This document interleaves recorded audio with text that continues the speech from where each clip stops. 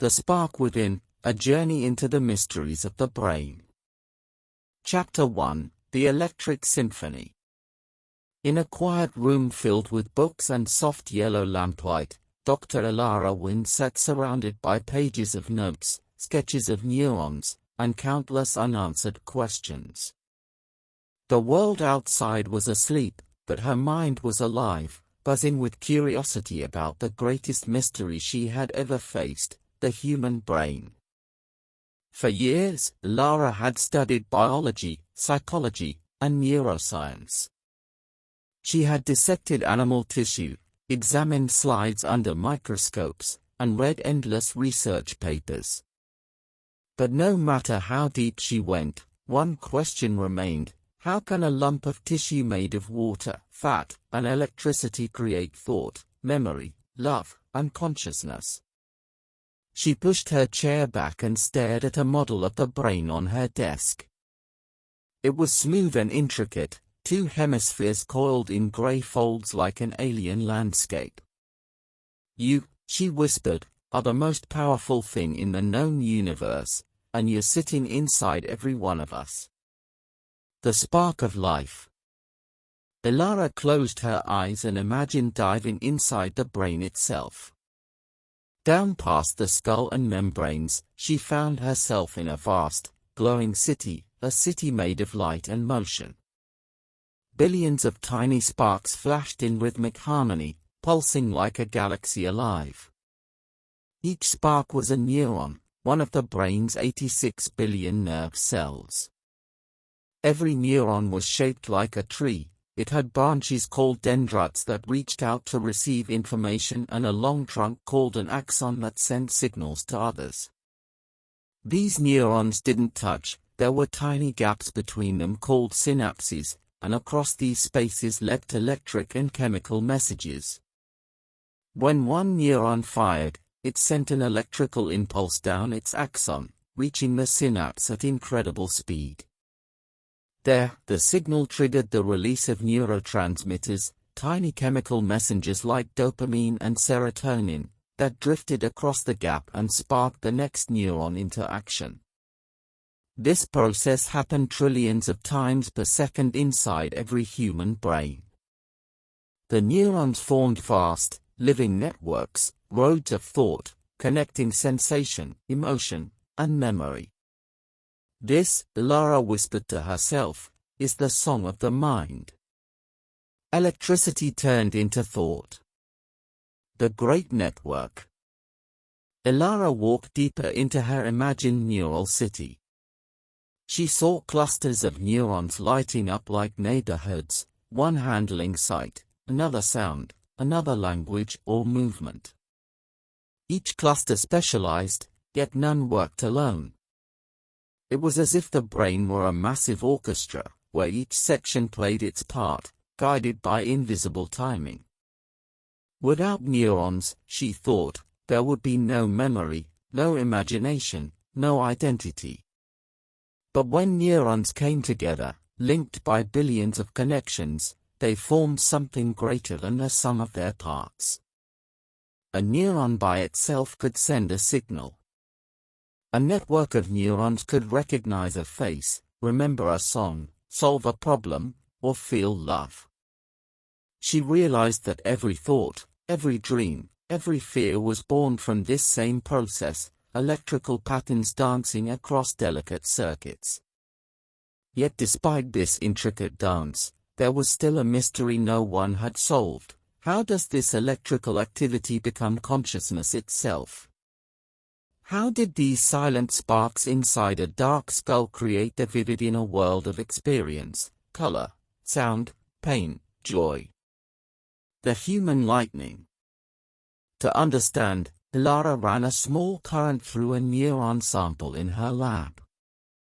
Under the microscope, she watched a pulse of electricity travel down a neuron's axon like a streak of lightning. It was pure energy, measurable, predictable, and yet, within a living brain, that same spark could represent a thought like "I miss you," or "I want to live." Electricity was physics. Emotion was experience. Somehow, they were the same thing, two sides of one coin.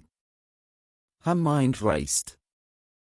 The brain was not a static organ, it was a living storm, constantly reshaping itself. Every time someone learned a new word, fell in love, or remembered a face, their neurons rewired. This plasticity, the brain's ability to adapt, was the key to learning and identity itself. "We are not who we were yesterday," Elara said softly. "Every experience changes the pattern. Every thought reshapes the storm." The awakening. As dawn crept through the window, Elara leaned back, exhausted but exhilarated. She had not solved the mystery, but she had glimpsed the beauty of it. The brain was a vast ocean of energy, each wave a thought, each current a feeling. She realized something profound, that every human being carried inside them this same electrical miracle. The old philosopher's question, "What makes us alive?" suddenly seemed clearer. It was the spark within, a network of light and connection so intricate that it became aware of itself. Elara smiled. The journey had only begun. Chapter 2: The Architecture of Memory. Morning sunlight spilled through the blinds of Dr. Elara Wynn's lab, scattering gold across the instruments and open notebooks. The scent of coffee mixed with ozone from the night's experiments. She sat at her desk, head resting on her hands, still half lost in the world she'd imagined, the glowing neural city that pulsed with life. Last night she had traced the brainstorm of electrical signals. Today, her curiosity turned to something even more mysterious, how the brain stores the past. Echoes in the network. Elara stood before a large monitor displaying an image of neurons firing in real time. Each flicker of light represented an electrical impulse, a moment of activity, a potential thought. She watched as small clusters glowed in unison, like constellations forming patterns. "This," she whispered, "is a memory being made." But how? She knew neurons connected through synapses, and that every time two neurons fired together, the connection between them grew stronger, a principle called synaptic plasticity. The famous phrase echoed in her mind, "Cells that fire together, wire together." When she learned her first piano note as a child, tiny connections formed in her brain. When she practiced, those connections strengthened. Over time, the movement of her fingers, the sound of the note, and the emotion of success all wove together into a single neural pattern, a memory that could be replayed again and again. In this moment, Elara realized. Memory wasn't stored in a single place. It was a pattern of electricity spread across millions of connections. Each recall of a memory didn't just retrieve it, it rewrote it slightly, strengthening some pathways, weakening others. The brain was not a perfect recording device, it was a living painter, adding new strokes each time it revisited the canvas. The halls of experience. She closed her eyes and entered her mind's vision again, returning to the neural city she had imagined the night before. This time, it looked different. Long corridors of glowing filaments stretched endlessly, forming a labyrinth of branching light. In every direction, doors shimmered. She reached out and opened one. Inside, a small girl sat at a piano, her fingers trembling as she played her first melody. Another door showed her father's proud smile. Another revealed the scent of rain on the day she left for university. Each door was a memory, built from billions of interconnected neurons, all firing together in perfect synchrony. Elara felt a sense of awe. These weren't static images, they were living echoes, stored in the chemistry and electricity of her brain. Each time she opened one, her neurons replayed the pattern, reviving the past. The brain, she thought, is not a library, it is a symphony of time. The emotion engine. But memory alone wasn't enough to define her. Why did some memories fade while others burned brightly forever? Why did pain linger, while trivial moments vanished? Elara turned her attention to the deep structures hidden beneath the wrinkled surface of the brain, the limbic system. At its center lay the amygdala, small and almond-shaped. It was the gatekeeper of emotion. When danger approached, the amygdala flared, releasing adrenaline, imprinting fear deeply into memory. That was why moments of terror or loss could feel eternal. Next to it, the hippocampus worked as the brain's archivist, recording experiences, linking them with context, and sending them to long-term storage. Without it, memories would fade within seconds. Together, these regions made emotion the sculpture of experience. Joy, fear, sadness, all carved their mark onto memory, shaping what we held onto and what we forgot. Elara smiled softly. So that's why we remember love more than logic, she mused. The mirror of identity. As the day went on, Elara began piecing together a larger truth. Memory was not just a record, it was the foundation of identity. Every laugh, heartbreak, failure, and victory she'd ever experienced was encoded in her neural architecture. To lose memory was to lose oneself. Without it, consciousness would drift untethered, a storm with no past. She thought of patients she'd read about, those suffering from amnesia or Alzheimer's disease. They could remember how to play piano, but not who they were. The neurons still fired, but the connections that defined self had been broken.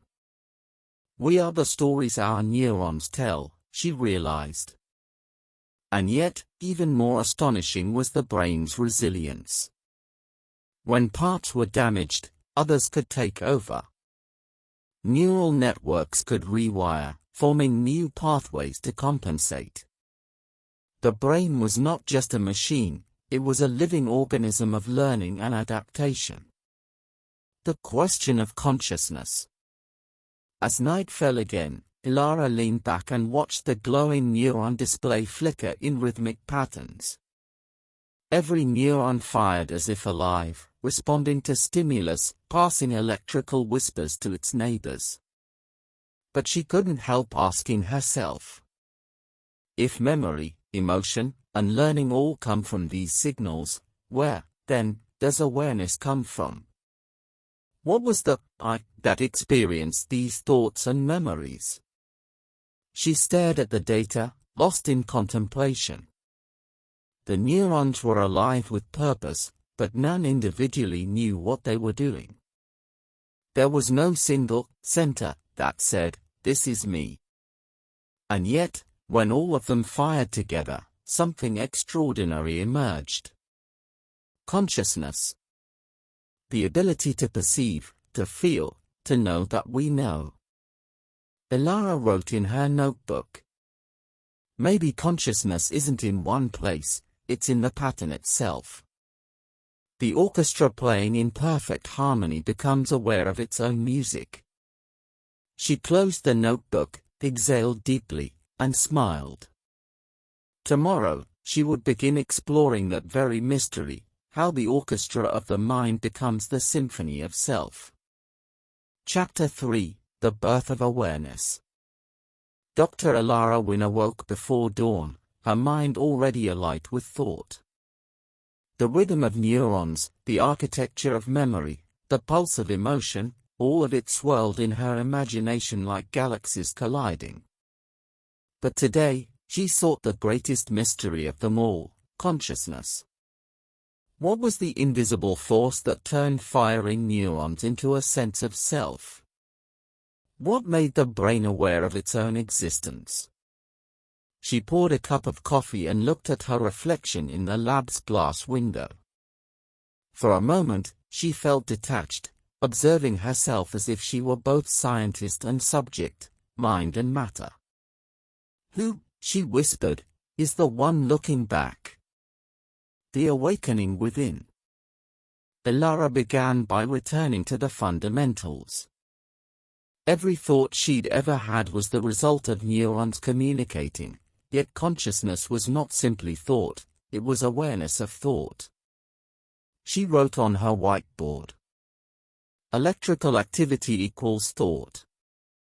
Thought plus awareness equals consciousness. But where did awareness come from?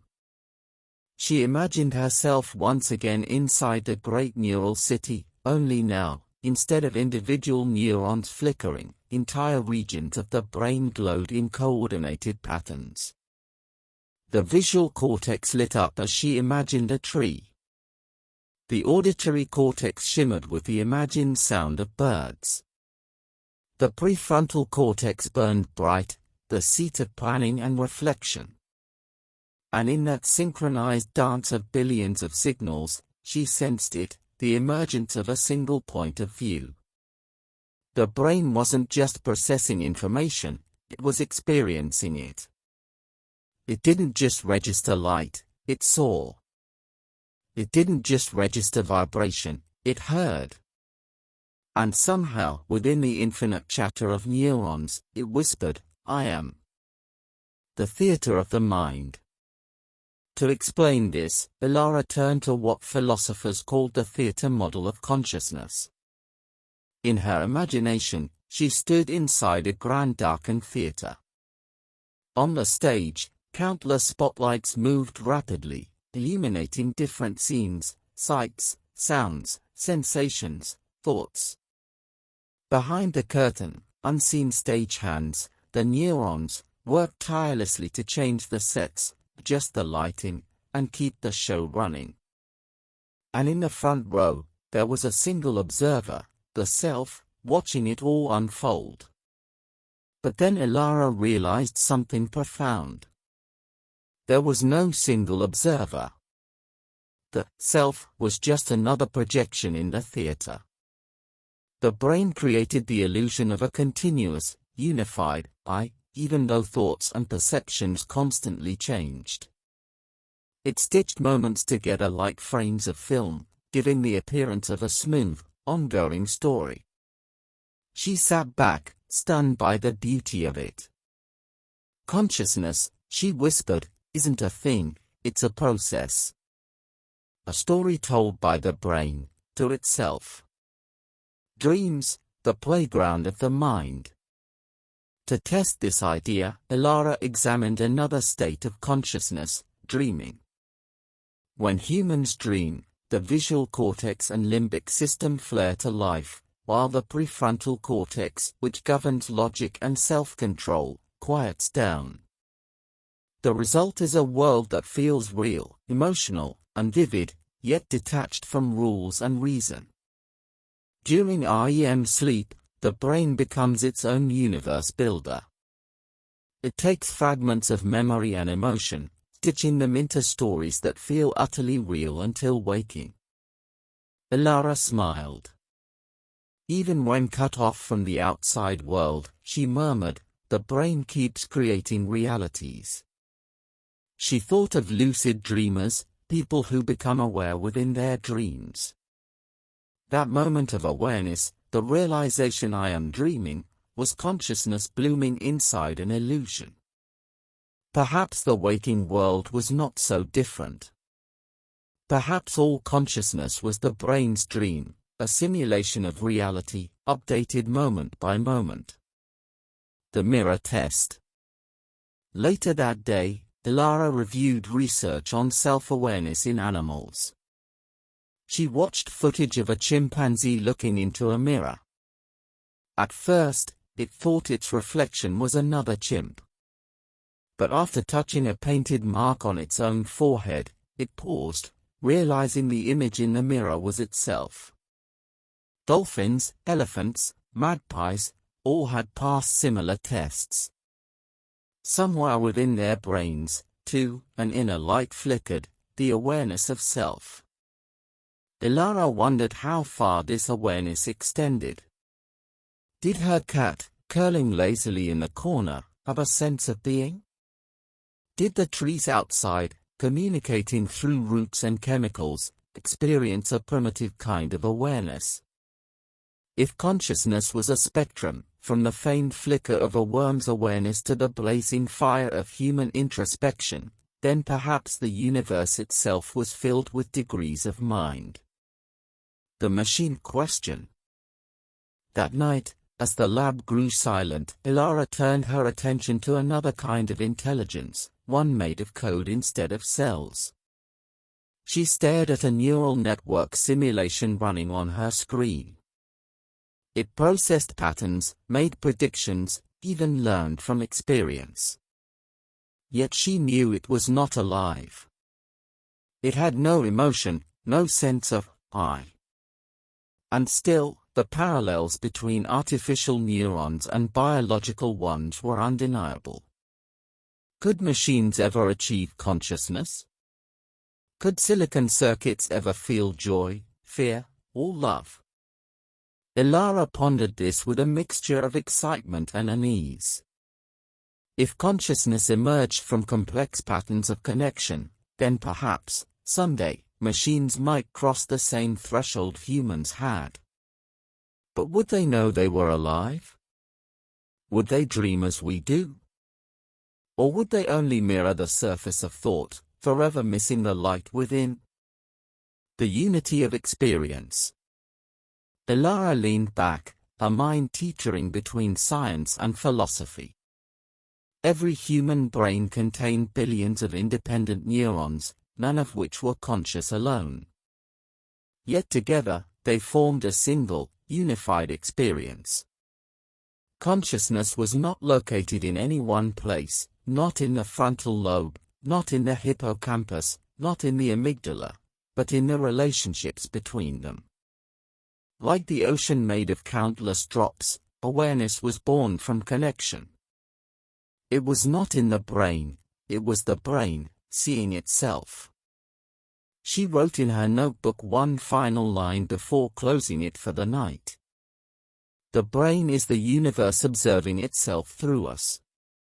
Consciousness is the mirror, and we are its reflection. Chapter 4: The Illusion of Reality. The morning after her revelations about consciousness, Dr. Elara Wynn found herself sitting quietly in her office, the faint hum of machines echoing around her. She had not slept much. Her mind was still alive with wonder and unease. If consciousness was the orchestra of the brain, then who or what was listening to the music? If awareness was the light that illuminated thought, then where did that light shine from? She turned toward a glass of water on her desk and stared at it, watching the way sunlight refracted through the clear surface. The image was simple, but her mind was anything but calm. Do I see the world as it is, she thought, or only as my brain allows me to? Today, she would explore that question, the mystery of perception. The brain as an interpreter. Elara began her day with an experiment she often showed her students. She placed a simple optical illusion on the projector, two gray squares sitting on a checkerboard background. Which square is darker, she asked herself aloud, though she already knew the trick. The square in shadow looked lighter, though both were identical in color. She smiled faintly. The brain doesn't see light, she said. It interprets it. Every sensation, sight, sound, touch, taste, smell, was not reality itself but the brain's translation of electrical signals. When light hit the retina, it became tiny pulses of electricity sent through the optic nerve. The brain then reconstructed those signals into shapes, colors, and movement, a mental image that felt like the outside world. But the more she studied it, the clearer it became, reality was a simulation built by the mind. Each sense acted as a data channel, and the brain was the ultimate decoder. It didn't just process reality, it predicted it. The predictive mind. In recent years, neuroscience had uncovered a remarkable truth: the brain was not a passive receiver but a prediction engine. Every millisecond, it created a model of what it expected to see, hear, or feel, and compared that model with incoming sensory data. The difference between the two, called a prediction error, forced the brain to adjust its model. Elara pictured it vividly. The world wasn't being painted into her brain from the outside, her brain was projecting the world outward, constantly updating it in response to feedback. The chair she saw wasn't truly seen. It was predicted, a best guess that happened to match reality well enough to survive. That meant every perception, every color, every sound, was a controlled hallucination, agreed upon by the brain and the senses. The world we live in, she murmured, is the world our brain believes exists. The grand illusion of color and sound. Elara turned off the lights and sat back, eyes closed. She began to visualize how each sense emerged not from the outside world, but from inside her brain. Color, she realized, didn't exist outside the mind. Light itself was merely waves of energy at different frequencies. The brain turned those frequencies into sensations of red, blue, and green. Likewise, sound didn't exist as music in the air, only as vibration. The air trembled, the eardrum responded, and neurons turned those movements into tone and rhythm. The world outside was silent and colorless, yet within her head bloomed a symphony of color, sound, and meaning. For a long moment, she sat in stillness, overwhelmed by both wonder and humility. Her brain was not just a thinking machine, it was an artist, painting the world anew each second. The trickster brain.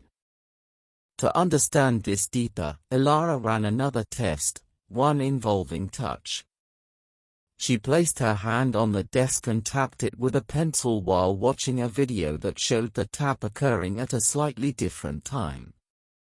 After a few moments, her brain adjusted, syncing her sense of touch with the illusion of sight.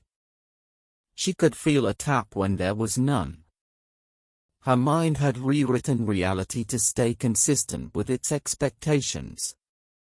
It wasn't deception, it was survival. For millions of years, the brain had evolved to prioritize speed and coherence over accuracy. Seeing the world as it truly was might have been beautiful, but seeing it fast enough to survive was more important. The brain doesn't want truth, she realized, it wants stability. Dreams of perception. That night, Elara found herself in a vivid dream. She was walking down a long hallway made of glass. The walls shimmered with shifting colors, reds becoming blues, blues becoming gold. At the end of the hall, she saw herself sitting at her desk, watching through a microscope. But when she reached out to touch the other Elara, her hand passed through empty air. The reflection turned toward her and whispered, "You are still dreaming." She woke with a gasp, her heart pounding, and for a fleeting moment, she could not tell which world was real, the dream or the waking. Perhaps, she thought, there wasn't such a clear difference after all. The same brain that constructed dreams during sleep constructed reality during wakefulness, only with more consistent input. Both were internal simulations. Both felt real. Reality, then, was just a dream the brain agreed to share. The fragile line between real and imagined. Elara thought about those who experienced hallucinations, people whose brains misinterpreted signals, creating sounds or visions that didn't exist. To them, those experiences were utterly real. Their brains were painting the same vivid world as anyone else's, only without agreement from others. That realization chilled her, and fascinated her. If reality was defined by agreement, then truth was not absolute, but consensual. The universe we lived in was shaped by the combined perceptions of billions of minds, all hallucinating together. She leaned back in her chair, overwhelmed by the scale of it all. The canvas of the mind. As dawnlight entered the lab, Elara walked to the window and gazed outside. The trees swayed in the wind, their leaves glowing emerald under the morning sun. She knew, scientifically, that there was no green out there, only photons striking her eyes. Yet her experience of green felt real, emotional, and alive. Maybe, she thought, that was the miracle, not that the brain fooled itself, but that it created beauty from chaos.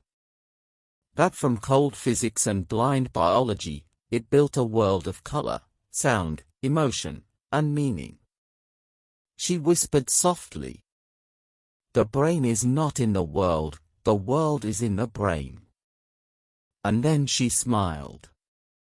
The illusion was perfect enough to be worth believing in. Chapter 5, The Mind Beyond Matter. The evening was quiet in Dr. Elara Wynn's laboratory. The machines hummed softly, their lights blinking like distant stars. Elara stood at the window again, her reflection overlaying the endless night sky. The glass showed two worlds, one outside, one within, and she wondered if there was truly a difference anymore. She had followed the brain through its electric symphony, its web of memories, its theater of consciousness, and its illusions of perception. But tonight, a question loomed larger than ever before. Was the mind only the brain? Or was the brain simply the doorway to something greater? The quantum whisper. On her desk sat a small quantum computer prototype, a side project she had been tinkering with for years. Unlike classical computers that used bits of ones and zeros, this device processed superpositions, states that were both at once until observed. She ran her fingers along the cool surface of the machine and thought about the paradox. Our observation seemed to change reality itself. In the subatomic world, particles behave differently when watched. Photons collapsed from waves of probability into definite states only when measured. Observation, Elara murmured, creates outcome. The idea was unsettling, and familiar. In her own mind, awareness was the act of observing thoughts. Could consciousness itself be the ultimate observer, the thing that made the universe real? What if the mind was not just a product of the brain, but also a participant in reality's creation? She wrote in her notebook. Perhaps consciousness does not arise from matter. Perhaps matter arises within consciousness. The field of connection. As Elara delved deeper into her research, she began studying phenomena that defied simple explanation: intuition, moments of sudden clarity, feelings of unity or déjà vu. Many dismissed them as random brain glitches, but she wondered if they hinted at something more, a deeper level of connectivity. She examined data from brain scans of people in meditative states. Their neural activity showed remarkable synchronization, waves of coherence rippling across hemispheres. The brain became quiet, rhythmic, almost harmonic. In those moments, subjects often described sensations of oneness, of timelessness, of merging with something vast and infinite. To Elara, it was as if the brain was tuning in, like a radio catching frequencies from a field that existed beyond the self. If neurons are the instruments, she mused, then consciousness may be the music played through them. Maybe the brain wasn't generating awareness, but receiving it, like an antenna connected to a universal signal. Dreams of the universe. That night, Elara dreamed again. She was floating in space, surrounded by stars pulsing in slow rhythm. As she drifted, she noticed that every star flashed in sync with her heartbeat. When she breathed, the galaxies seemed to exhale with her. She reached out, and her hand dissolved into starlight, her veins becoming constellations. A voice, soft but everywhere, spoke. You are not in the universe. The universe is within you. When she awoke, her face was wet with tears. Not of fear, but of understanding. Maybe consciousness wasn't confined to the brain at all. Maybe it was the very fabric that wove the cosmos together. The mirror of existence. Over the following days, Elara began to think differently. The more she explored the brain's patterns, the more she saw reflections of nature itself. Neurons branching like trees. Synapses pulsing like stars in a galaxy. Electrical storms in the brain mirroring lightning across the sky. The universe and the mind were not separate things, they were patterns repeating at different scales. The brain, perhaps, was the cosmos looking inward. The universe, she whispered, built eyes to see itself, ears to hear its own echoes, and minds to ask who it is. The continuum of consciousness. One evening, Elara recorded her final lecture for the university archive. The room was empty except for the sound of her voice echoing through the speakers. We've spent centuries trying to understand the brain as if it were a machine, she said. But machines do not dream. They do not love. They do not ask questions about their own nature. Consciousness may not be a product of neurons firing, it may be the foundation of all existence, the first ingredient from which reality arises. Perhaps the brain is a lens that focuses the infinite light of awareness into the narrow beam we call human experience. When that lens fades, the light remains. She paused, staring into the camera, her eyes soft but certain. If so, then death is not an end, but a return, or release of the light back into the field from which it came. She turned off the recording, and for the first time in years, felt peace. The spark and the ocean. That night, she stepped outside into the cool air.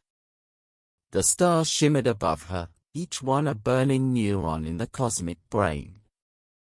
She closed her eyes and listened to the hum of existence, the crickets, the wind, her heartbeat, and for a fleeting moment, she could not tell where she ended and the world began.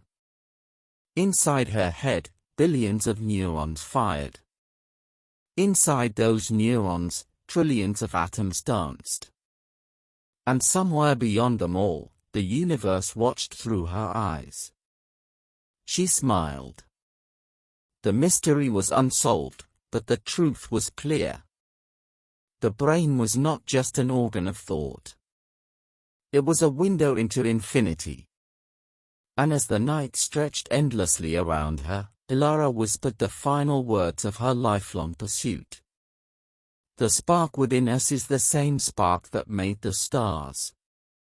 Chapter 6, The Final Reflection. The night sky over the observatory was a boundless sea of stars. Dr. Elara Wynn stood on the terrace, her lab coat fluttering lightly in the wind.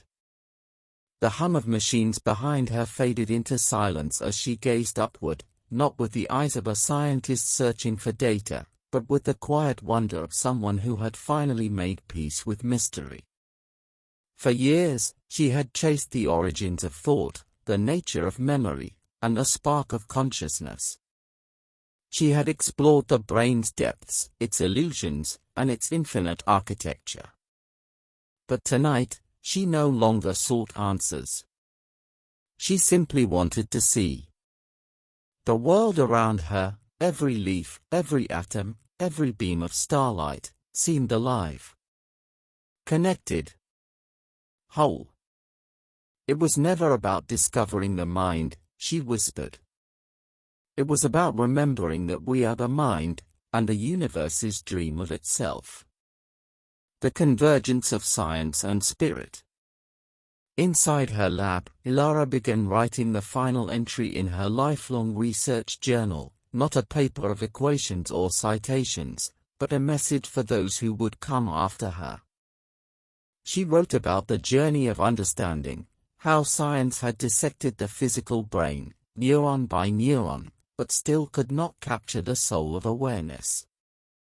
She wrote about how spirituality had long intuited what science now approached, that consciousness might not emerge from the universe, but might be its very essence. In bold letters, she wrote, "Science describes the mechanism. Spirituality describes the meaning. Truth lives in their union." She realized that both disciplines were reflections of the same curiosity, the same human hunger to know why there is something rather than nothing. Whether one called it energy, God, awareness, or the quantum field, it all pointed to the same silent mystery that pulsed within every neuron and star. The bridge between minds. Weeks later, Elara stood before a global audience, delivering what would be known as the Wynn Address. It wasn't a lecture, it was a revelation.